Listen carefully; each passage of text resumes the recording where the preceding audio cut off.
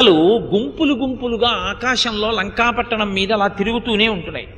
ఉభయ సంధ్యలలో ప్రాతకాల సంధ్యయందు సాయంకాల సంధ్యయందు నక్కలు పట్టణంలోకి వచ్చి పెద్దగా ఊళ వేస్తున్నాయి. తదేవం ప్రస్తుతే కార్యే ప్రాయశ్చిత్తమిదం క్షమం రోచతే ఇది వైదేహి రాఘవాయ ప్రదీయతాం. అన్నయ్య, నేనే ఇవన్నీ చెప్తున్నాను అనుకుంటున్నావేమో, లంకలో అందరూ చూస్తున్నారు, అందరూ బెంగ పెట్టుకుంటున్నారు. ప్రహస్తుడికి కూడా ఈ విషయాలు తెలుసు. కానీ అతను నీ ముందు మాట్లాడడు.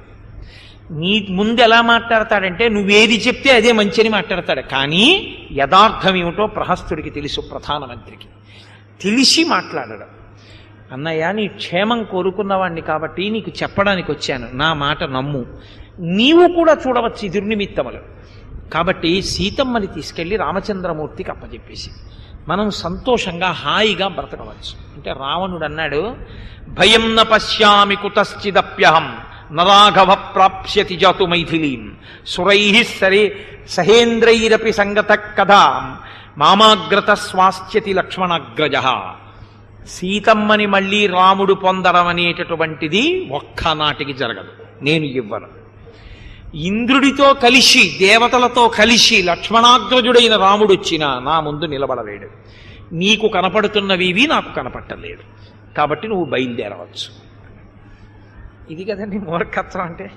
ఇప్పుడు ఆయన చెప్పిన దుర్నిమిత్తాలు చూడడానికి రాత్రి ఎప్పుడో చూడాలన్నాయా, 1 గంటకు అలారం పెట్టుకుని లేచి కాదు, లేచి పైకి వచ్చేలా నిలబడి చూస్తే నిజంగా వెంట్రుకలు ఊడిపోతున్నాయో లేదో, ఒంటిలకి కంచరగాడిదలకి గుర్రాలు గడ్డి తినకుండా ఏడుస్తున్నాయో లేదో, భద్రగజాలకి మదజలం స్రవించట్లేదని ఇన్ని తెలుస్తాయి. ఆయన వినడు, నాకేమీ కనపట్టలేదని చెప్పాడు. నాకేమీ నువ్వు అనుకున్నంత కష్టమేది నాకేం కనపట్టలేదు, ఎవడూ మన్నేమీ చేయలేడు, నువ్వు బయలుదేరన్నాడు. ఇంకా ఆయన ఎందుకుంటాడు?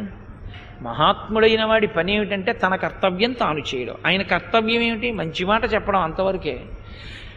పుచ్చుకుంటే అభ్యున్నతి, పుచ్చుకోకపోతే ఆయన ఏం చేస్తాడు? తన కర్తవ్యం అయిపోయింది. హనుమ ఏం చేశారు నిన్న, అంతే.